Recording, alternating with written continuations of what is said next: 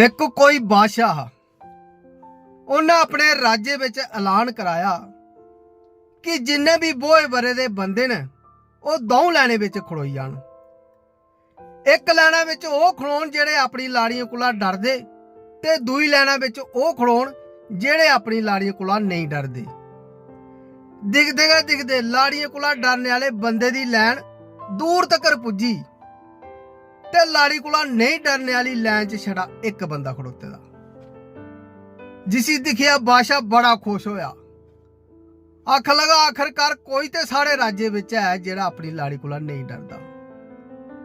बादशाह उस बंदे कोल गया, उसी शाबाश दिती, आख लगा मारा तुंदे जिगरे दी मैं दाद दिना। हुण मिगी सच सच सुनाओ, क्या सच्चे गै तुस अपनी लाड़ी कोला नहीं डरदे? बंदा आखन लगा पता नहीं महाराज। बादशाह आखन लगा पता नहीं, ये तुकी पता नहीं फिर तू इस लैन विच कैली खड़ोते दा?